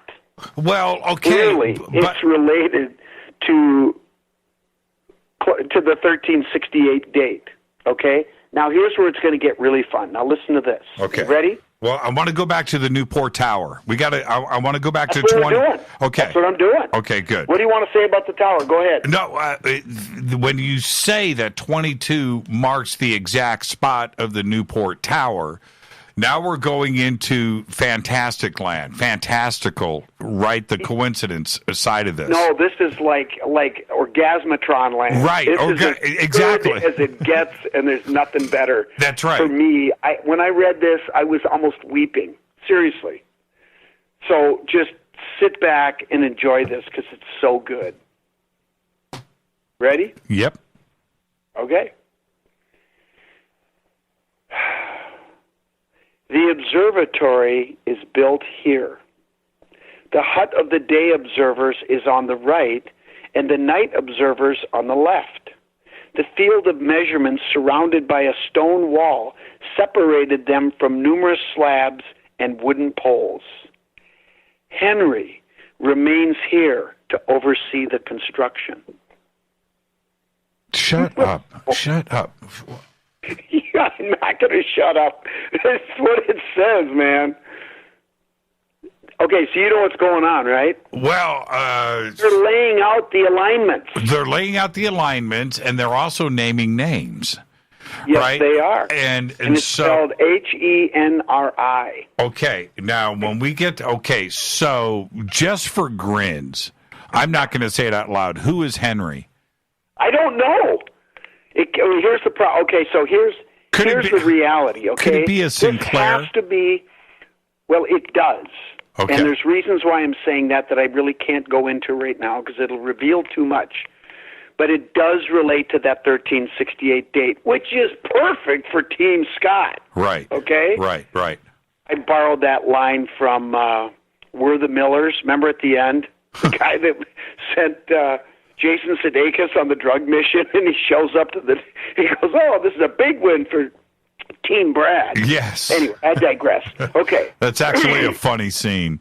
It was a funny scene. It's a funny scene. That's a funny scene. But anyway, the point is that 1368 is perfect for another reason. The Kensington Runestone, what's the date on that, Jim? Okay, wait a minute. Now, okay, the critics out there at this point, when things are lining up like they are going to go, oh, come on. Scott, now you're reaching. No, I'm not reaching, dude. The data's right here. You don't like it, tough off. Right. I don't want to hear anything from them unless they have something to contribute. If you don't like it, then shut your mouth. I've been listening to you guys for 20 years. You got nothing to offer. The data's the data. The results are the results. And I'm sorry if I'm getting pissed off, but I've dealt with those you-know-whats for a long time. And the bottom line is look, you want to interpret this a different way, you go right ahead. But the data is the data. What I read to you is what it is. Right. The map is the map, and I'm sorry if you don't like it, but that's the way it is. That's right. What can I tell you? Well, see, this is the thing, and what is most important here, Scott, when somebody says, give me the evidence, what evidence, and then you have corresponding dates. You have things that line up. You have names. You have the maps. You have the documents. You have everything that only points in what you have. Physical structures. You have the megalithic carvings in stone, right? And I'm talking about what's going on. What the hell more do you want? That's right. And you just laid it all out there. And what's beautiful about this is it's all consistent. It's all tying together now. Even some of the assumptions I made, I was proven wrong by new information that came in, and guess what? Freaking stuff lines up beautifully. And you know what? What do you want from me? and here's the thing that I've learned, because I've done forensics for a long time. That's all I've done. Every day for 35 years. And you know what, Jim? I'm pretty good at it, okay? Everything must line up. It has to line up if it's true. And you know what? I'll be damned. That's exactly what's happening. And it's beautiful. And it's confirming the work we've done in the past. Look, the Runestone was a done deal a long time ago, and now it comes into play, and it's important. And I'll tell you why. Because remember that alignment that we had in the first documentary we ever did back in 2009, Holy Grail in America? Right. And I had just discovered that long-range alignment from the Newport Tower to the Kensington Runestone. And the question that I asked in my new book, which came first? Was the Runestone planted, and then somehow they got word to the Newport Tower guys, and they made the alignment? Or the tower guys built it, and then they followed the alignment, and they put the stone where they had to? I think we now know what happened. The dates tell us. 1362, 1368. That's only 6 years later. 6 years! How long would it take for one or two guys who plotted the coordinates of where they put the Kensington Runestone to travel with their native indigenous brothers back to the East Coast, to the settlement that they must have known was there, and said, hey, guess what? We put the land claim right here. And they incorporated those alignments into the tower, and boom, it lines up. You can't make it up. The data all fits. It's a done deal, baby. I'm going to write about it in the next book. You heard it here first on Fade to Black. We're not done. Let's take a break right here. Scott Wolter.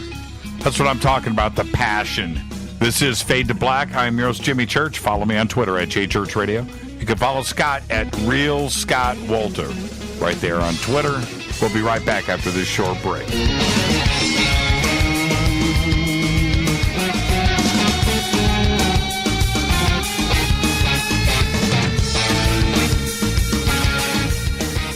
Welcome back, Fade to Black. I am your host, Jimmy Church. Want to remind everybody, June 26th and 27th, 2020, we're heading over to Europe. We're going to Manchester, United Kingdom for the Awakening Conference. Just go to awakeningufo.com. The links are at Jimmy Church Radio. Now, Scott, we've got two over-unders going with you tonight. And the first one is I can't tell you it's a secret. The over and under was you were going to say it 4 times. We got to 3. So, and the other over-under is Nantucket. And the good money is Nantucket Island right now. Really? Yeah. Oh, so it's not Nantucket. Okay, so we can take Nantucket off the list. Stop guessing. Don't do that. Don't guess it. You know, look. Do you know how many islands? You know how many islands there are in the East Coast? There's 10,000 a lot more islands on the East Coast. My God, there's a whole bunch of them. Yes. And, you know, don't forget there are barrier islands down in the south, and it's, anyway, so yeah. I digress. Well, what do you think about that big reveal, and what do you think about the Kensington? Okay, so I love this alignment. I love this thesis. It makes sense, and there's other reasons why it makes sense, and I know this is terrible to do this to you because I got to get to number 4. I might as well just get it done now. Okay. But there are some other things, there's other information we have that we have not revealed, and it supports this stuff. Okay, did we get to 23? Oh, good No, we did not. Okay. 23 is not as exciting, but there's a dot on the west side of Aqueduct, and it says freshwater stream here, deep water passage in the canal, and it turns out the isobar depths over on the other side of the island are very deep. So, but you know, you got to think about it in context with that time. I mean, these guys are sailors, right? This is important information. Sure. That's what they would want to know. Absolutely. And, you know, in context, when you look at it, it makes sense. What they would be interested in is the information that we have on here. Now, as we get to number 4, and this conversation is going to evolve, but one of the things that has to come into play here is what the indigenous cultures actually know today. And that is also going to be some of the correlation, right? Some of the vetting as you connect the dots and you are trying to get the connections and verifications. The indigenous cultures are going to come into play, right? No question about it. In fact, there is one other thing that I would like to tell you about that is that is in that vein. And we had something this past weekend. Okay, let's actually go ahead. Let's circle back. Okay, let's come back to that. I want to let's get to number 4.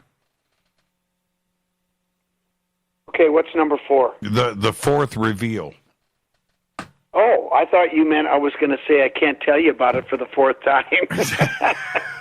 Okay, well, the fourth reveal.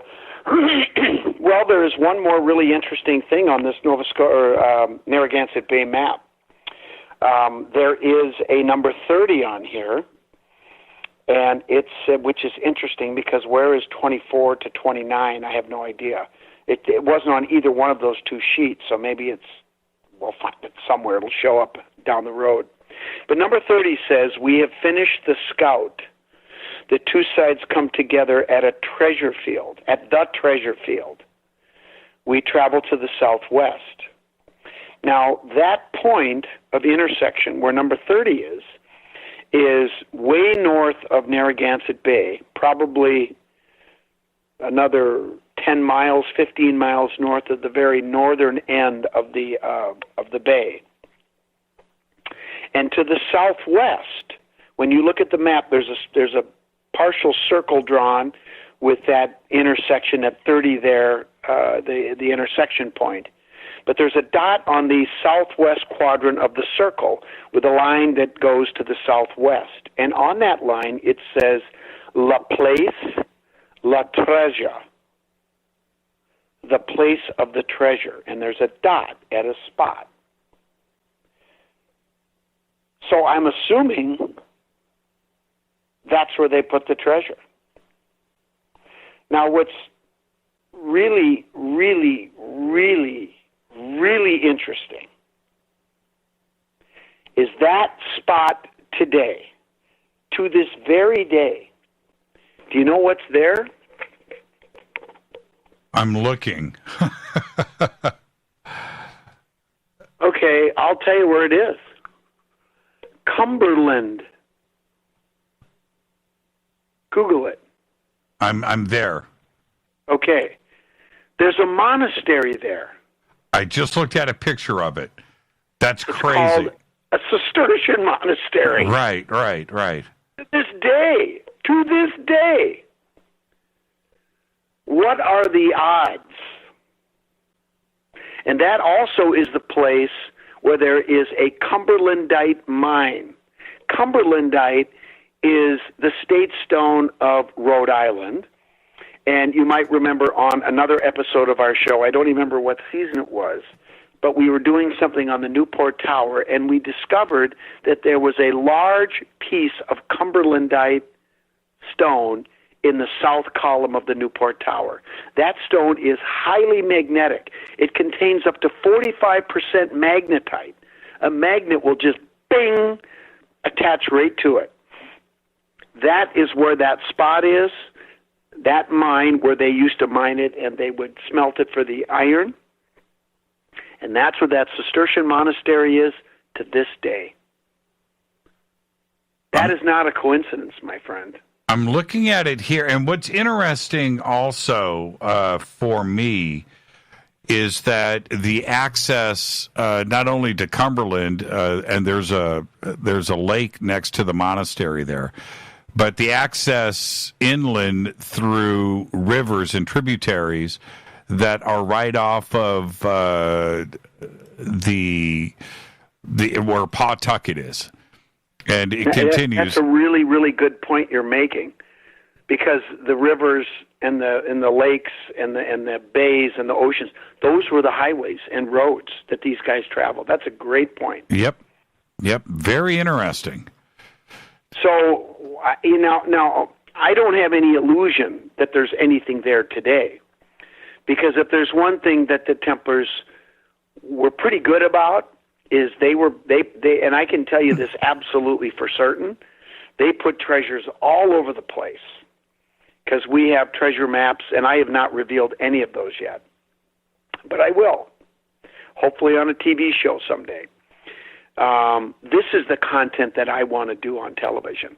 I love doing America Unearthed, don't get me wrong, but if I had my druthers, I would do this every episode, and we would find stuff. And we probably at some point would find a treasure. Did they recover them all? I don't know. I know they recovered a lot of them. They probably recovered this one, and I'm sure they got most of them, but I bet with the sheer number that we know about, that there's got to be one or two still out there. Now, but you know something, Jim? You know what would be just as good? What's that? Would be an amazing treasure all in itself, is if we went to one of these treasure sites and we found a hole that had been filled in. Well, anything like that. Yeah, I totally agree. Anything like that. And let's back up for a second. And go ahead. The record keeping of this and the knowledge of these trips has to be documented by the Vatican. The Vatican had to know what was going on between, and especially at that time period, right? I disagree. Why? I think the one group that they did not want to know was the Vatican. But that doesn't. What I'm saying is that the Vatican had the knowledge of this stuff, not only getting to North America. And that something was spirited away in the 1st century BC, something that important, especially documents relating directly back to Jesus and Mary. Well, you know what? They were aware of it. They were aware. They have the document. In this, according to a letter I received from an anonymous source, the Vatican had a copy of the marriage document in 220 AD. In the 3rd century, they got a copy of it. So they've known that it was out there. But there were other copies that were out there that they probably went out of their way to try to round up. But apparently this one on Hunter Mountain, they never got. So it was recovered. It was taken there in the 1st century. Who brought them there? I don't know. We don't know that story. But somehow they got there, and they were there for 1,000 years. And then they were recovered by the Templars, and they were hidden again. And but the whole time, the Vatican was aware of the document because they had a copy of it, but they didn't know that it was over here. What does have you been able to talk to anybody directly at the Vatican about the Cremona document? No, I have not. And you know what? They're going to find out. And Bill Jackson's dead, and the parts of I will tell you this: the parts of the document that we know he pulled out, like these 2 pages, and like a couple of treasure maps that we haven't shown anybody yet. That was and the site and the page that had the cipher phrase you need to decode. The whole thing. He pulled that stuff out. And in fact, the first time I read the translated document that Bill Jackson wrote, he said the first page was missing. Baloney, he had it. He wanted people to think it was missing. because he didn't want to give it to the Vatican. And without that, you can't decode it. Right. He didn't give them the treasure maps. He didn't give them these notes that go with the maps. Apparently, they got the maps. They got a lot of other stuff. They got a list of the stuff that de subtly recovered. But were they able to translate it? I assume they eventually did figure it out. But I think what Jackson did, and this is what Don said, was that the reason he disseminated these key pieces to his guys in the agency is if Paul Marcinkus in the Vatican ever came back and said, hey, dude, you're missing a few pages here, pony up, he could have said, well, I don't have them here, but I know how to get them. And, oh, by the way, it's going to cost you $10,000. I really like this Bill Jackson guy. I wish I could have known him.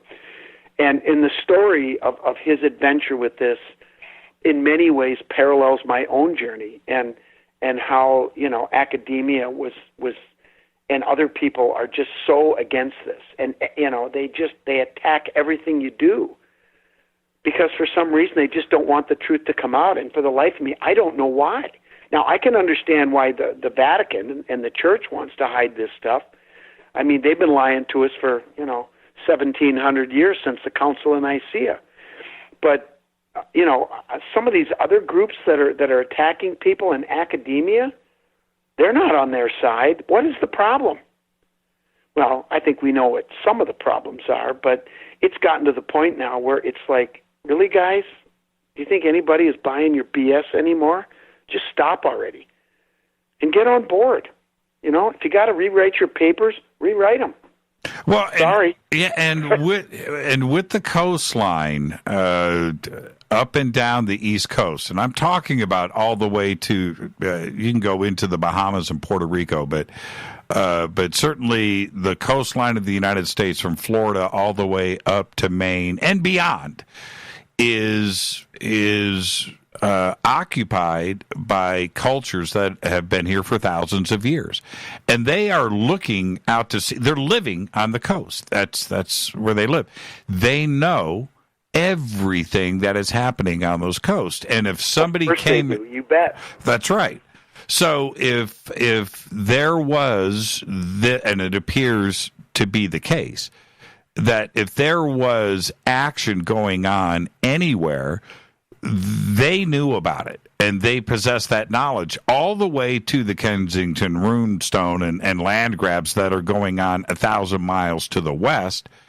The indigenous cultures knew and assisted and had to have been involved with anything that was going on here. 100%.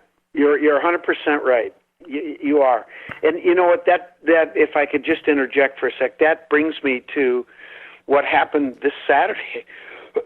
Just 4 days ago, we had what we called the Kensington Runestone Summit. And this was a Masonic event at the Scottish Rite Temple in Minneapolis, where I took my Scottish Rite degrees, and I now participate in the Scottish Rite degrees for the new candidates. But we had a summit, and there was 30 guys, and most of these guys, well, all of these guys, are in the leadership positions of the York Rite bodies, and they're all Knights Templar. And we had myself, we had another a brother who actually found something that I missed in the cryptic code of one of the degrees that is part of my new book that details the Kensington Runestone inscription numbers in the degree. But then we also had an indigenous brother, a guy by the name of Taylor Keene, who is a Harvard graduate with an MBA. He's a college professor. He's a York Rite and Scottish Rite Mason. He's also a Rosicrucian. But more importantly, he's also a Medewan. He is part of the Native American secret society of the Meday. They are the ones that interacted with the Templars. They are the ones that shared rituals together.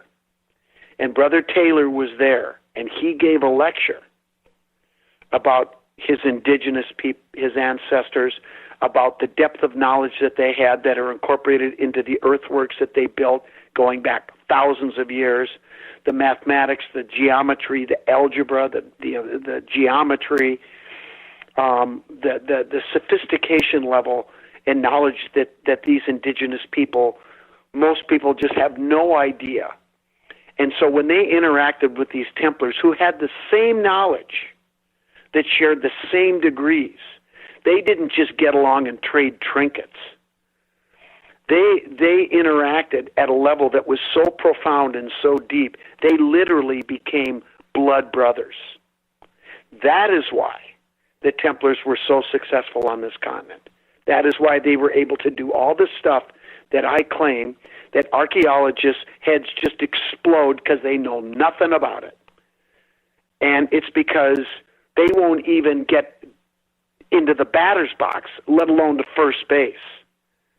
But now what's happening is the indigenous people are starting to step up and say, it's time to share what we know.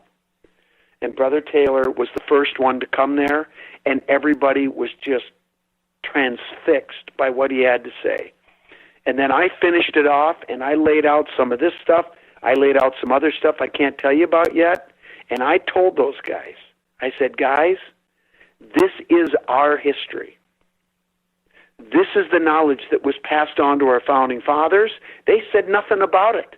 They just finished the job that these Templars started with that land claim in 1362. And that's why I say now, and I'm going to say in Los Angeles, that the founding of this country did not start in 1776. It started in 1362.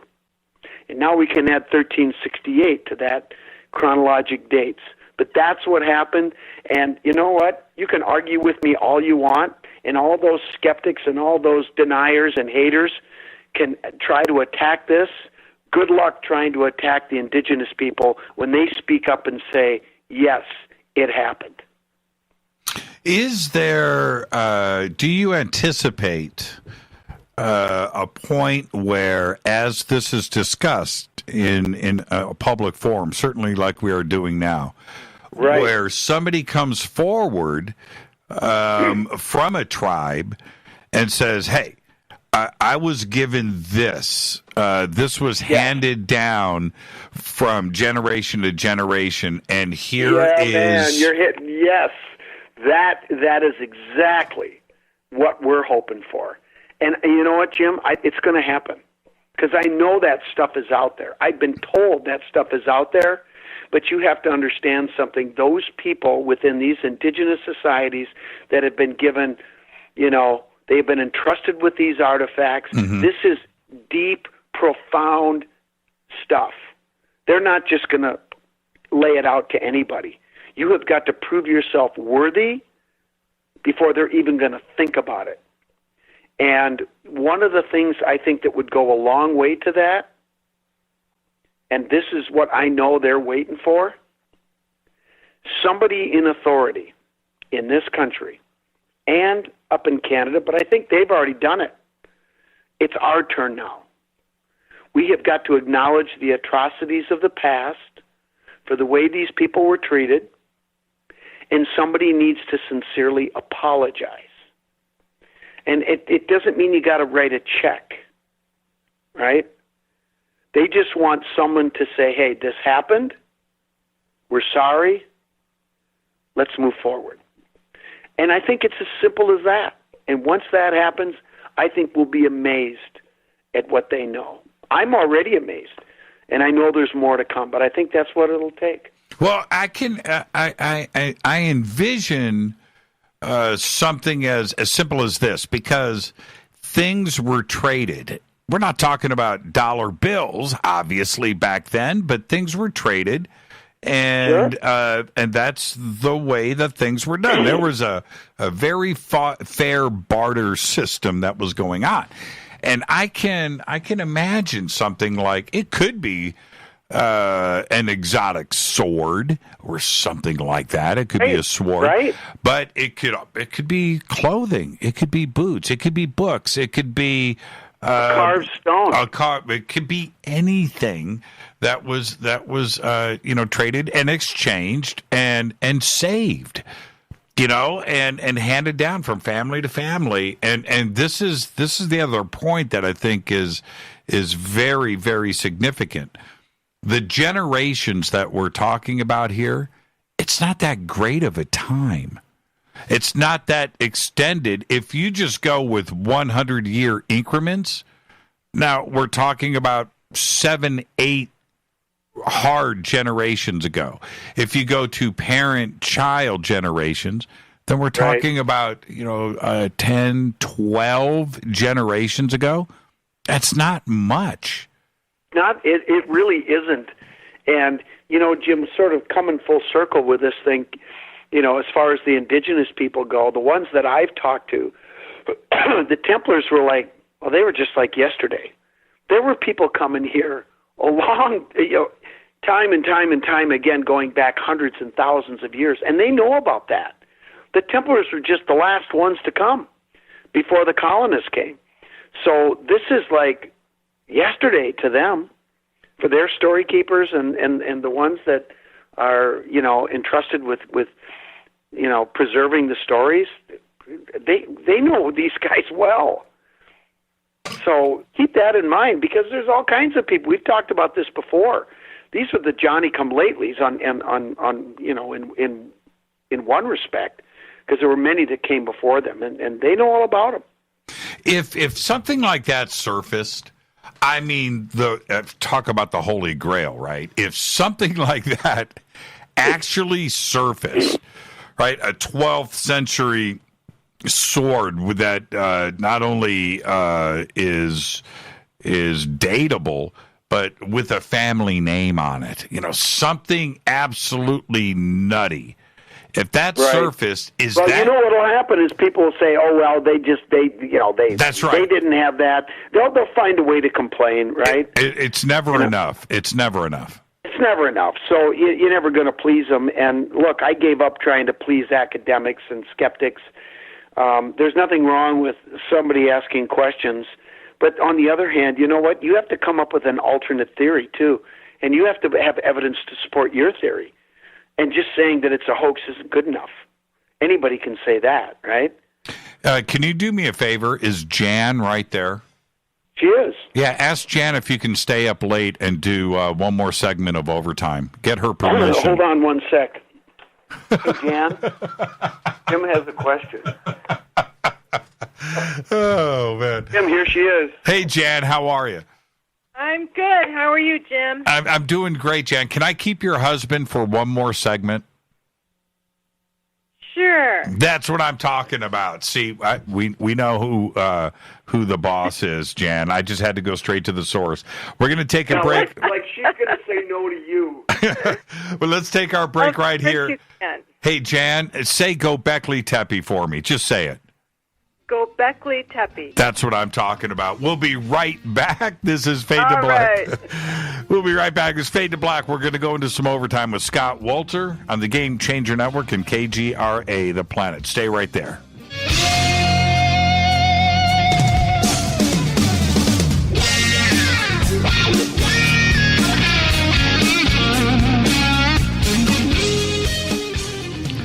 Welcome back. Fade to Black.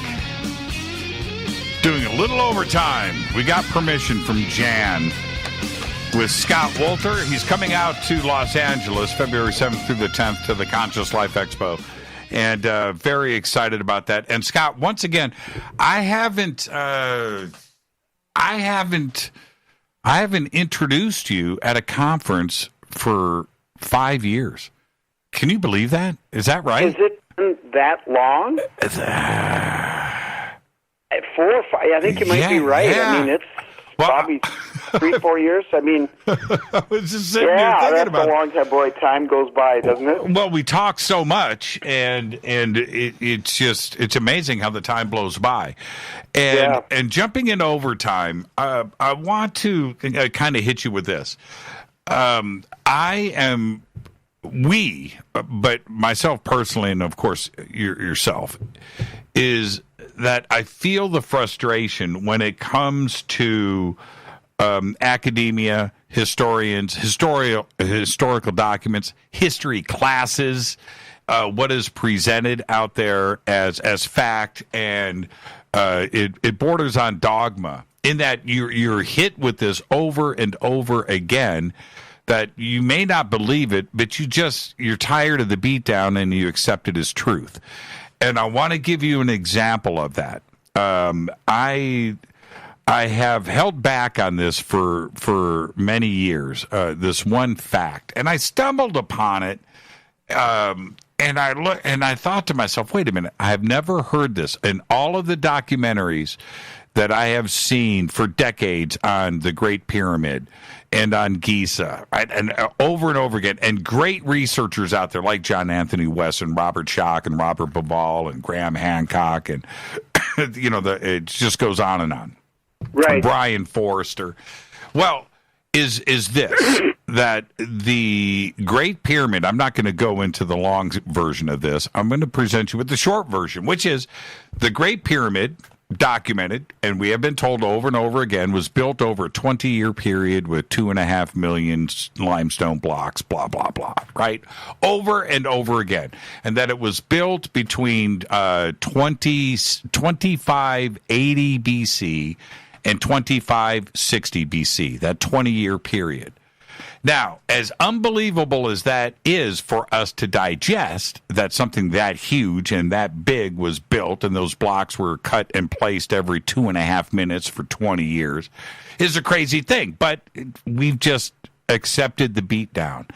But what they don't tell you is that the middle pyramid, there's three there, that the middle pyramid, which is just as big, the same 2.5 million blocks, it's 455 feet tall, was built at the exact same time. They didn't build one pyramid in 20 years. They built two.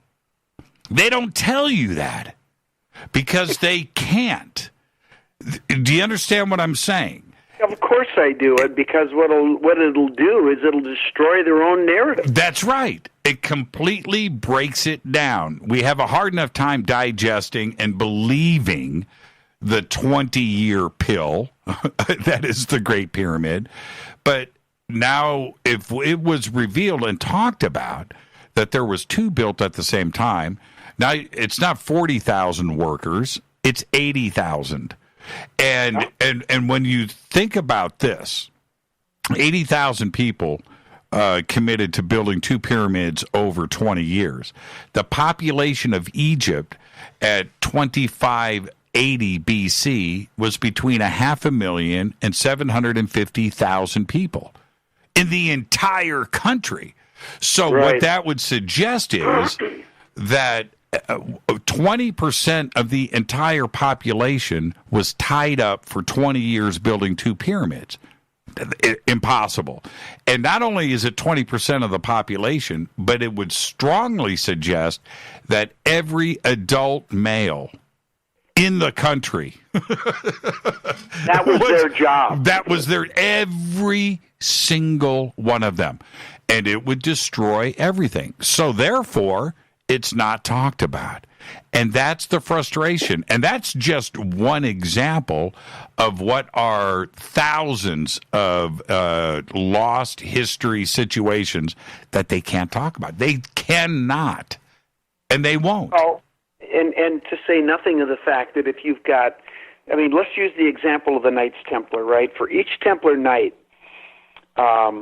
within an order, they estimate that they had anywhere from 15 to 20 support brothers, lay brothers that would take care of the horses, would grow food, would be involved in the daily work of upkeeping everything that was necessary for a knight, to make swords and the clothing and the chainmail and all this stuff. They estimated anywhere from 15 to 20 lay brothers that would support their activities, okay?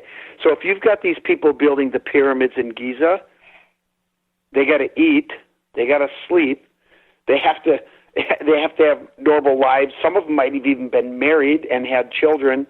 And, it would take a village, a village, just metaphorically, but I mean, in reality, it would take how many times the number of people that were doing the work to support that effort. So it doesn't make any sense, but all of that, is really thrown out the window already, because the work of guys like Robert Schoch, who are pushing back the construction of the pyramids and certainly the Sphinx, which many Egyptologists say is contemporaneous with the pyramids, back, to the Younger Dryas period, 10, 12, 13,000 years ago. Those pyramids aren't 20 whatever BC. They're 2 and 3 times older than that. So how many people did you have back then? Was it more or was it less? Right. Oh, this whole thing, this point you're trying to make, I think is even worse than the example you gave. It's more impossible to make that argument and sustain it. It's just not tenable, period. And the only way to start to accept, if you are going to buy these kinds of narratives, that there was 100,000 people that built the pyramids, it didn't happen then. There had to have been a culture that was not only advanced, but populated and organized, right? Where they had agriculture, they had organization, they had a government, they probably had a religion, and they were able to do those things that were needed. And I'm talking about the engineering, the quarrying, and this is before the Iron Age. Right. This is without steel. This was allegedly without the wheel. That they did this with stone tools, maybe copper chisels. I don't believe they didn't have the wheel. I don't believe that. That's right. That's just me. That's right. To do this kind of work, we need to start to accept things that are outside of the box. That just maybe this other stuff was going on, and there was another culture there that was involved that did this, because the population and the numbers and the timetable and the technology that you are presenting to us just doesn't work. It doesn't work. I'm waiting. Oh, you cut out for a second. Oh, I'm sorry. I said it just doesn't. It just doesn't work. No, it doesn't. It doesn't work, and it'll never work. So, the horse is dead. Get off, and let's try something different. That's what I have to say, and maybe it's a little bit harsh, but I'm sorry, Jim. If the data doesn't fit, then you have to try something else. And that's not the right answer. And the other point is something that you have been looking at and following in your research is a transoceanic conversation. That's where, when we look at history, and not only archaeology, but anthropology and the technology and the organization of different societies and cultures, if we go with the orthodox views on this, that the transoceanic answers didn't happen until much later, that everything was done by the shoreline in the Mediterranean, right? And no. You know something, Jim? In the Cremona document, we have a page that shows a picture of Amenhotep's, I believe it's Amenhotep. You might have to hold off on that. I'll double check. But it's an obelisk that was in Egypt and Luxor. And the top of that obelisk, it shows the pyramidion at the top was hollow. It came off and it was hollow. And inside of it were maps of the world. And this is going back 3000 BP. Now, that particular obelisk was taken down and brought to Europe. And you know where it is now? Germany. No. Rome. Paris, France. France. And, now, if you want to just Google real quick. But hold on. The pyramid in Paris, France. Hold on, Scott. Each one of the cities that I just named has like a 200-ton obelisk in it that came from Egypt, right? Egypt, right. And we have one in Central Park. There's one in Central Park, which is mind-bogglingly blowing mind craziness when you see it. But it is so freaking cool. We did it. We've done 2 episodes where we use that as as for scenes that we shot in the episode. But if you don't mind, Google that obelisk in Paris. Okay. And just pull up a picture of it. I looked at it 2 days ago in a documentary, and I watched a documentary about that obelisk. Okay. I literally. The top of that obelisk was stolen, like 300 BC. And okay, so look at the picture. What is the top? I'm looking at it now. Hang on. Different. It's gold. Yes. Right? Yes. Because the top is gone. Now, see, in the Cremona document, it says it was stolen because there were maps of the entire world. Now that's very interesting. They were inside, and that was stolen in 300 BC. And it just turns out that obelisk today doesn't have a top; it's got a gold top. Isn't that interesting?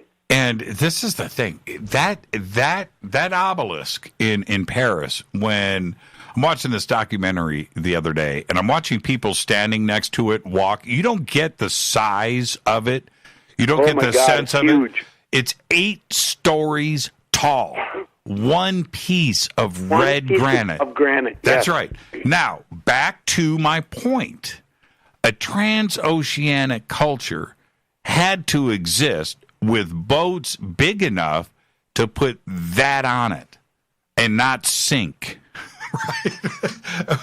That's hard enough to do today, right? That is something that big and not break it. The ship was big enough not to flex. And it obviously made the trip because there it is, right? That's right.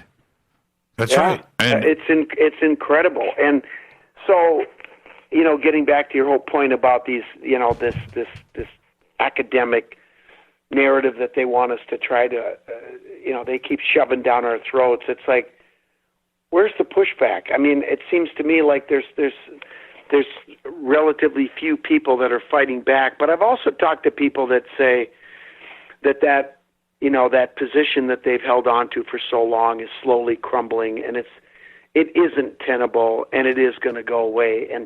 And things like these documents that are coming out that are proving that it's just silly to hold on to that, and it's time to let go, And I hope it happens in my lifetime because it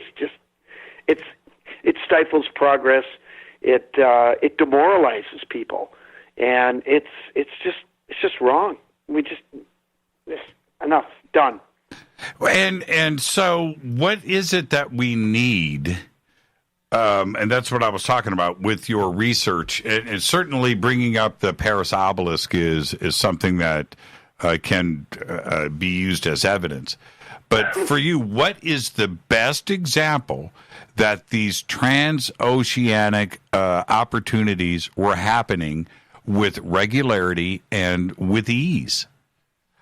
Well, if you want to go back to what was probably some of the earlier stuff, I would say the copper culture.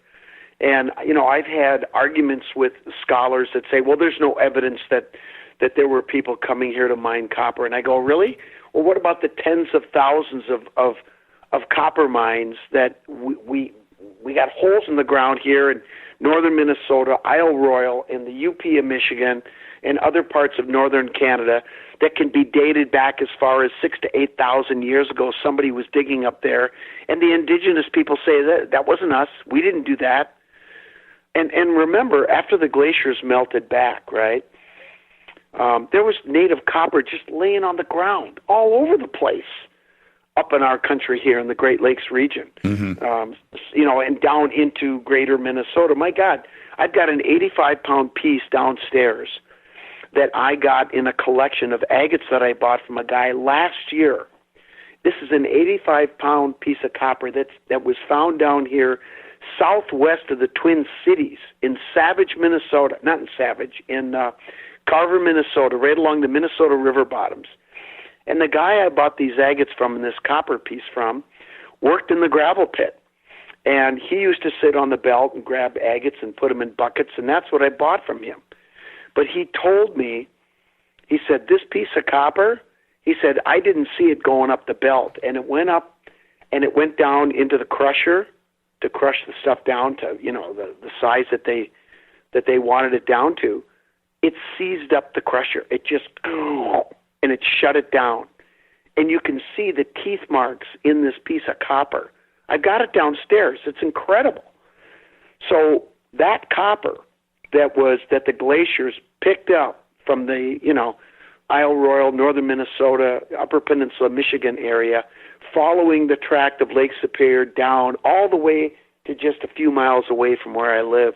And I've gone around Minnesota and I bought copper pieces from farmers for years. But that's the biggest one I've ever seen, and it shut down a crusher. How about that? Well, okay, you're the rock guy, okay? Not Robert Plant is the rock guy too as well, but you're the real rock guy. How much can you deface a piece of red granite with a copper chisel? How much headway do you make? I don't know, man. That's going to be a pecking technique. So you're not going to have, well, I shouldn't say this, maybe they developed a good technique, but it's going to be hard to make manageable cuts into that rock and get the kind of precision and detail that you see on these obelisks. That's absolutely incredible. It almost looks like it's mathematically, you notice how you have like the same symbol, like let's say it's a bird or an ankh or something like that. They're like perfect. And you look at another one, and it's identical. It's not close or similar. It's the same. Right. How the hell do they do that? I don't know. I mean, they're I don't know. with such precision. Such and precision. And then polished. I was at, the Met in New York. It's got one of the great Egyptian wings on the planet. There's, the Louvre's been in got there. it. It's amazing. It's amazing. And in one of the display cases, so we're, Rita and I are walking through, and they have this tablet there, and it is carved. I'm going to say it's 2.5 feet tall, maybe 1.5 feet wide, round on the top, totally covered with these beautiful, tiny hieroglyphics, cut with the precision of a diamond cutter in friggin' Belgium, right? It looks brand new, right? So Rita and I are standing there and we're looking at this, and it's red granite. And there's a little card at the bottom, and it says, this was carved in 2400 BC with these tools, right?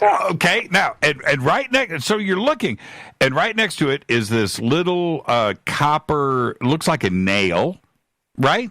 A little copper nail, and another one that looks like a scalpel, a little copper scalpel, like a little butter knife. And those two tools are sitting there on top of a little leather pouch that these tools were kept in. And you look at those copper tools, right? And you look at this tablet, and it says that they were found together, right? And you're looking at the two, and you're like, that's BS. There's no way that really carved that's what you're telling that, me? right? There's just no way. It's impossible. I don't even think that it would scratch the granite. I don't believe that. Artist-wise, it wouldn't. It wouldn't. No. But yet it's in a display case. Thousands of people walk by it every single day, and that becomes their truth. It's in a museum. Exactly. It's in a museum. It's at the Met. It's been vetted, right? I just don't buy it. And as somebody that works with rock, when you hear that, because we're talking about not the Iron Age, but the Bronze Age, right? Where and the Copper Age, where copper was soft.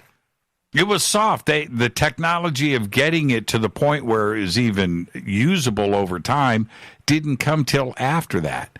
And that's what they want us to believe. They had to mix it with something else to give it strength. I mean, native copper is very soft. I mean, you can take it and you can pound it on something hard and it'll flatten. I mean, it's soft.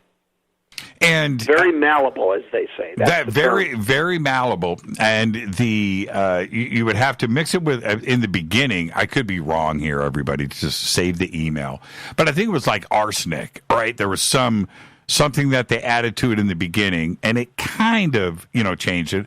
But later they added tin, and then you had bronze. But that was technology that didn't happen for a couple of 100 years.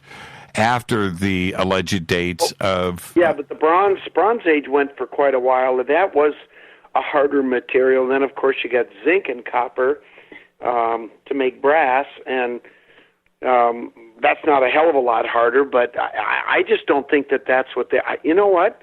I think that they were using diamond, because if you think about it, Africa is where most of the diamonds came from back in the old world, and it's not that... Well, hell, Egypt's right there, right? So maybe they were using diamond. Maybe these tools were used with diamond to cut the things. I mean, I don't know how they did it, but I don't buy the copper either. No way. Yeah. And I struggle with a bronze tool. I remember standing at the Met, and we're out of time, so I'm going to say thank you. But really quickly, standing at the Met, they have a bunch of sarcophagi that are ginormous, right? And they had this one from, 2400, 2300, old, right? Old dynasty. And it's black, and it's probably 20 feet long. It's probably 8 feet wide, with a lid on the top. It's standing like 6 feet tall as I am. The lid is a foot thick, 2 feet thick of black granite. And I go and I look on the inside of this thing, and it's completely covered with precision hieroglyphics. Yes. And you knock on this thing, and it's like knocking on the ground. On the ground, it's so dense and hard. It's so dense and hard. It. And how did they move it? How did they carve it? How did I don't understand. I really don't. You know what it is, understand. Jim? Here's the bottom line. I don't think we have a clue. The bottom line is we don't have a clue how they did it. We have not figured it out yet. It's one of the great mysteries that still has yet to be solved, and I think that's super cool. And you know what? It's okay.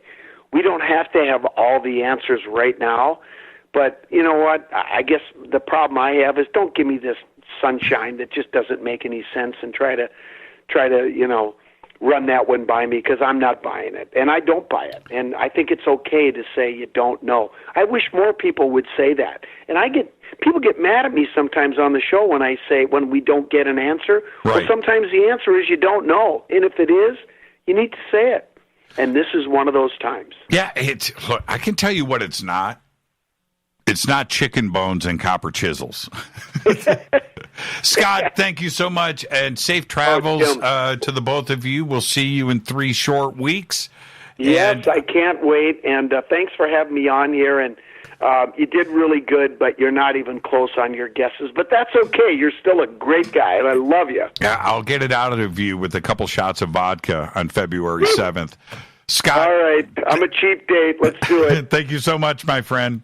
All right, Jim. Take care. Scott Wolter. Again, hookedx.com. Very simple. Scott Wolter's Answers.blogspot. Both of the links are over at jimmychurchradio.com. Another great conversation with Scott Wolter. Fade to Black's executive producers, Rita Camarion. Shows produced by Hill J. Palm, Renee, Dennis, and Bob. Announcers are Steve Harder, Gene Vito, and Mark D. Kovar. Webmaster is Drew the Geek. Music, Doug Aldrich. Intro, Spaceboy, spaceboymusic.com. Fade to Black is produced by KJCR for the Game Changer Network, and syndication is KGRA, The Planet. This broadcast is owned and copyrighted 2019 by Fade to Black and the Game Changer Network. It cannot be rebroadcast, downloaded, copied, or used anywhere in the known universe without written permission from Fade to Black or the Game Changer Network. I'm your host, Jimmy Church. Tomorrow night, right here, Dr. Daniel Estulin, the Bilderberger Group, all night long. Until then, everybody be safe. Go back, Lee Tepe.